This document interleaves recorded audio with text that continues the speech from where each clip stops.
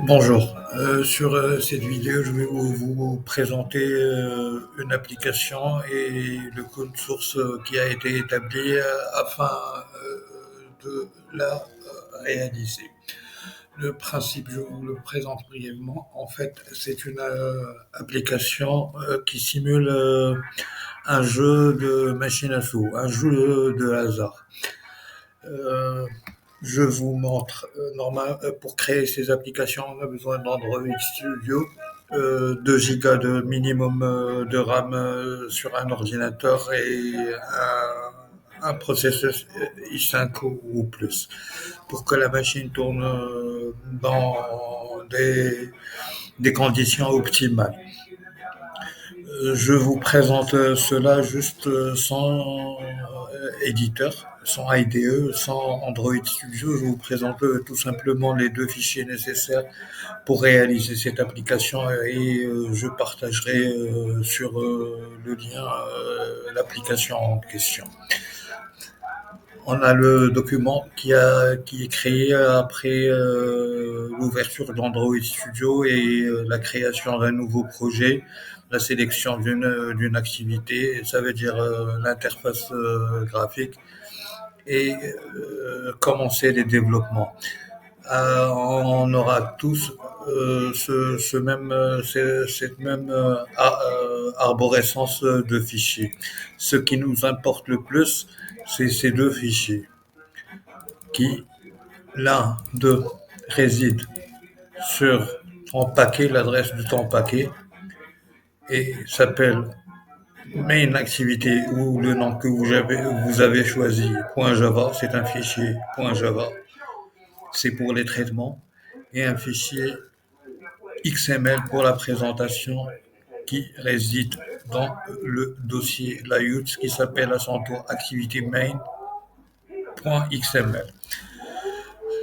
Je vous expose le code en utilisant un éditeur de texte très simple disponible à téléchargement gratuit et qui nécessite de petites ressources si vous avez des problèmes avec votre machine. Je vous présente le fichier activité main qui est la présentation. On débute par un scroll view, ça veut dire pour avoir un ascenseur.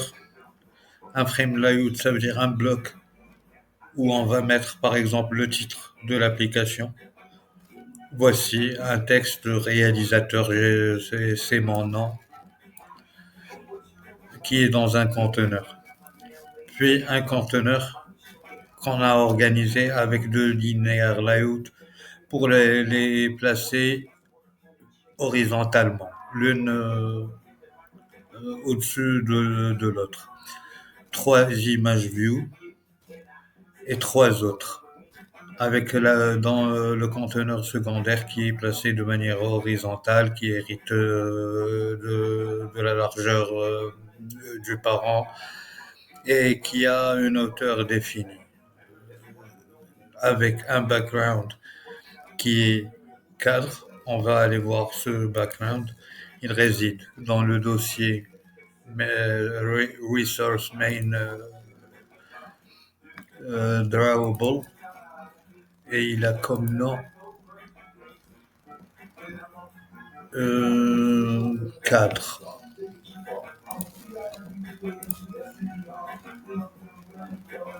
Le voici, on va essayer de l'ouvrir avec Paint pour si vous téléchargez l'application, vous voyez la relation entre les deux sujets exposés. On va utiliser Paint, l'un des logiciels les plus rapides pour lancer. Voici, c'est un cadre. Et là, les images seront placées. Drawable, background drawable, Google. On va aller sur le fichier, ouvrir l'image de Google. Toujours avec Paint. Et voici, c'est une nouvelle version exactement, où j'ai choisi des cartes au lieu des éditeurs informatiques ordinaires. On va aller voir Ça, c'est l'organisation des conteneurs. Ceci sera fait pour les traitements et pour l'affichage des images. Je recommence l'explication du contexte. On clique et puis on obtient 3 images. S'ils correspondent, vous avez gagné. S'ils ne correspondent pas, vous avez perdu. Un jeu, une application de jeu très très simple et basique de réalisation. On a besoin de choisir notre layout, activité main, pour l'associer à la classe main activity, et on déclare nos images, les images qu'on a sur l'activité main pour l'associer et pouvoir manipuler ces, ces balises. Alors, on a associé le ID Google, le ID Twitter, le ID Facebook avec l'image view qui correspond. Je réexplique le principe à cela. Voici Android ID pour se repérer. Ça correspond à Twitter, ça correspond à Facebook et cela à Google. On l'associe à une initiation, on l'associe, puis on initialise à un tour un bouton et on définit l'action au moment où on clique. Set on click listener, public void on click. Qu'est-ce qui va se produire à ce moment? On déclare une image view 2, on l'associe à une image. L'opération se répétera 3 fois pour Google, pour Twitter et pour Facebook, les noms que j'ai choisis pour les images view. Et je fais appel à une fonction rand qui me rendra un nombre entier entre 1 et 4, ça veut dire 1, 2 et 3.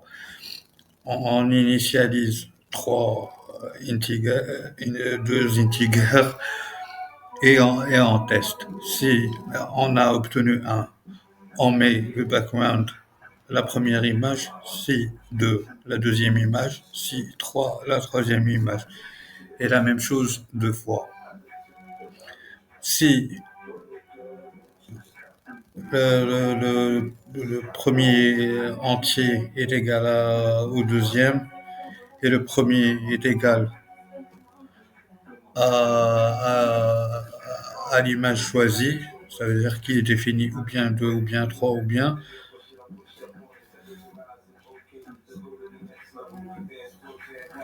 on décide si il a gagné, on affiche ça sur la case test. Et bien sûr, ça c'est pour stopper le système et effectuer l'opération sur plusieurs phases pour défiler le texte.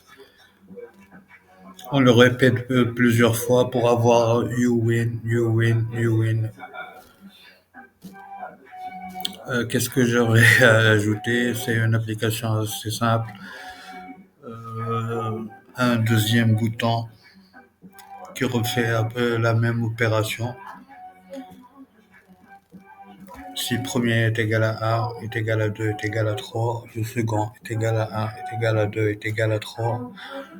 Si le second est égal au premier et le premier est égal à 3, vous avez gagné.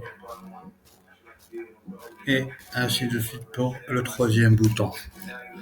J'essaie de revoir avec vous la logique. C'est une application que j'ai réalisée il y a à peu près 6 ans de cela.